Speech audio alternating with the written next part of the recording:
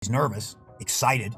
He's got his adrenaline running. He knows he's about to get the signal to this man right here, Charlie Kirk. So let's take a look. He's staring down off into nothingness. Notice here his left arm is somewhat relaxed and bent slightly.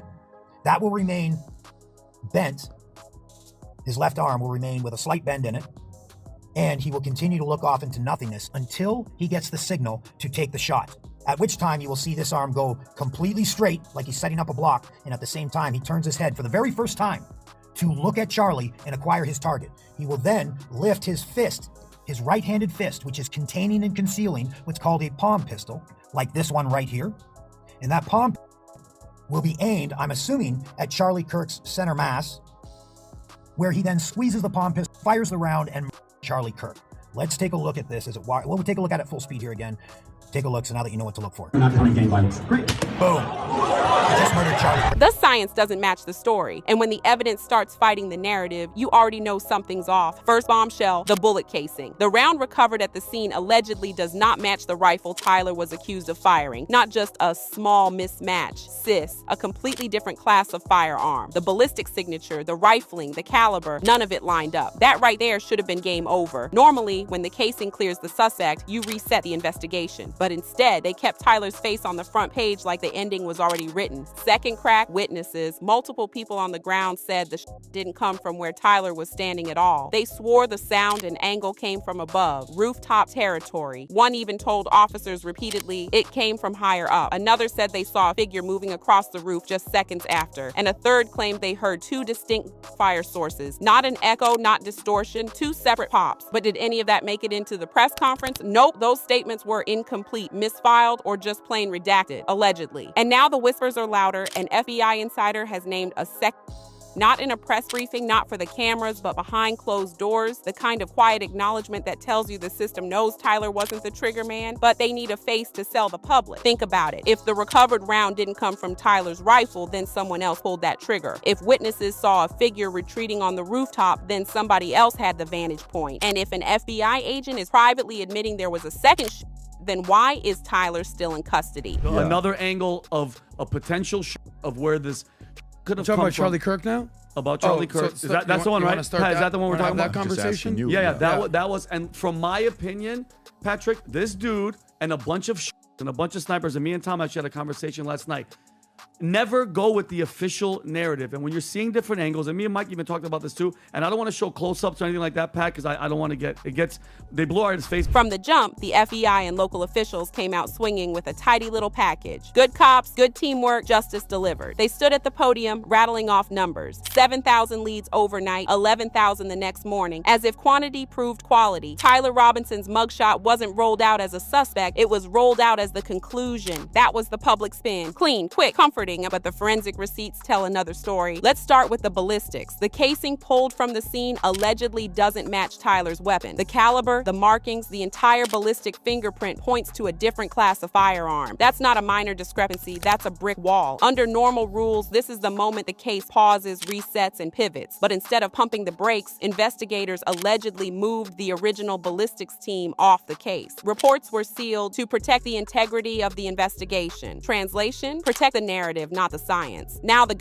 residue. If Tyler had been the active residue levels on his hands and clothing should have been obvious and heavy. What came back was inconsistent, not the profile of a man who had just fired a rifle in close proximity. Again, the science whispers no while, the story screams yes, then the phone pings. Tyler's device allegedly placed him on the opposite side of the venue at the critical moment, far enough away that hitting the target from there would have been physically impossible. Add in the eyewitnesses who said they saw him walking casually minutes before, nowhere near the alleged firing spot, and you've got a man in custody who doesn't even fit the timeline. And here's the kicker, the cameras. The venue was laced with surveillance, but the one segment covering Tyler's supposed position allegedly and conveniently went dark during the incident. Not the whole system, just that slice. A blackout window almost perfectly synced to the Tell me that's not suspicious. Allegedly. Meanwhile, real witnesses are out here saying came from above. One bystander even described 2 firing sources. Those statements didn't vanish into rumor mills. They were taken, filed, and then either redacted, misfiled, or buried. Instead of broadening the search, officials narrowed it, focusing everything on Tyler. So on one side, we've got press conferences selling the story of teamwork and closure. On the other side, we've got bullet casings, GSR, device data, and missing video that all scream contradiction. And when science and spin collide, the truth isn't unclear. It's being managed, allegedly. And we now know Tyler Robinson, the man suspected of shooting Charlie Kirk, will appear in court in person next month. His second hearing was today. He appeared virtually from jail. While he did not appear on camera or speak, we got to hear from his legal counsel for the first time. If the science didn't fit Tyler Robinson from day one, then how did his name get locked into the narrative so fast? The answer sits in the timeline and in the messy chain of custody that followed. Within hours of the incident, Tyler's name was already circulating inside federal emails and briefing notes. This was before the ballistic review came back, before the residue results, before any verified witness ID. In other words, the suspect was chosen before the evidence was even analyzed, allegedly. Then came the chain of custody cracks. Ballistic specialists who first examined the recovered round, the very round that didn't match Tyler's weapon, were suddenly reassigned. Their reports weren't amended, they were buried, sealed off under the banner of protecting the investigation's integrity. Translation: protect the conclusion already being sold to the public. And that wasn't the only hiccup. A member of the security team has since admitted that a second individual was detained briefly right after the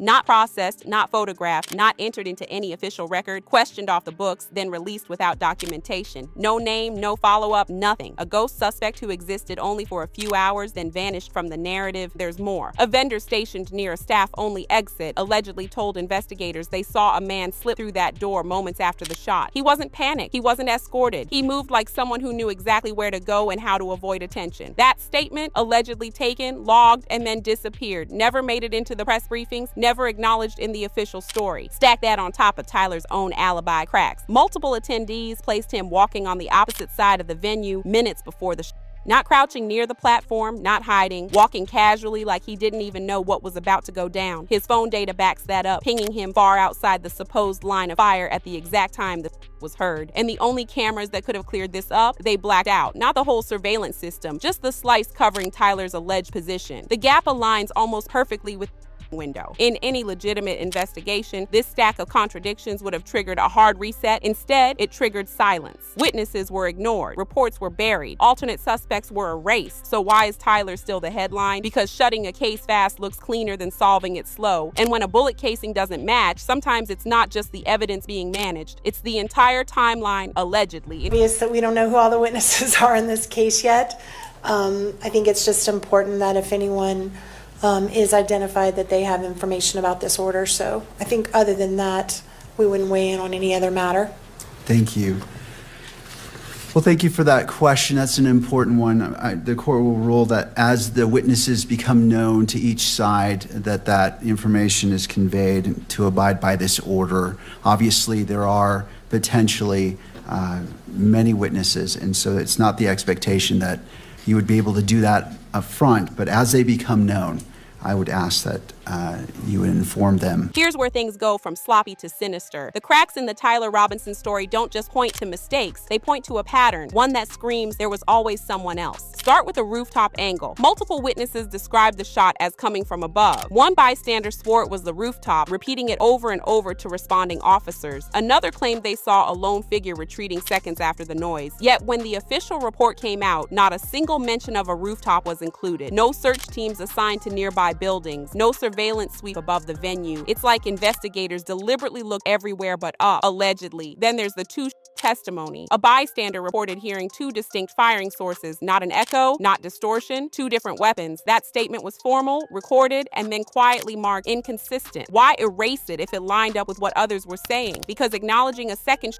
would blow apart the one suspect script. The security gaps are just as telling. At a high-profile event like this, you'd expect rooftop spotters, aerial drones, thermal scans, standard protocol. Instead, there was nothing. Not a single trained observer positioned above the crowd. No drones in the sky. No overhead feed at all. Either this was a colossal lapse in planning, or those gaps were intentional. Blind spots carved out so nobody would catch the real vantage point. And here's the strangest part, Tyler's position. The spot he was allegedly standing in was almost too convenient. Ground level, right near cameras and crowd control. Easy to photograph, easy to grab, easy to sell to the public as the but not where the trajectory lined up. It's as if he was positioned to be seen, not to actually fire. Even his own defense tells on itself. Instead of hammering innocence after the ballistics mismatch, his legal team shifted to talk of mental health and mitigation. That's not a defense strategy, that's damage control. Allegedly, it looks like pressure. Don't fight the narrative, contain it. Behind the scenes, whispers grew louder. Insiders calling Tyler a placeholder, not the real shooter. Officers tied to the first phase investigation bound by NDAs. A federal contact admitting he was never expected to stand trial as the trigger man. When law enforcement starts gagging its own, it's not about confusion, it's about management. So call it what it is, a second shooter pattern, rooftops, blind spots, suppressed testimony, a convenient scapegoat on the ground. Tyler Robinson isn't just in the wrong place at the wrong time. He's the decoy, allegedly. When a bullet casing clears the man in cuffs, the story isn't solved, it's exposed. And that's exactly where this case sits now. For Tyler Robinson, the legacy being built around him isn't about guilt or innocence, it's about being the face that fit the headline. The moment the round didn't match his rifle, the system should have pivoted. Instead, they doubled down. His photo became the symbol of resolution, even as the science erased him from the trigger. That makes him less a suspect and more a placeholder, a man held up to keep the public calm while the real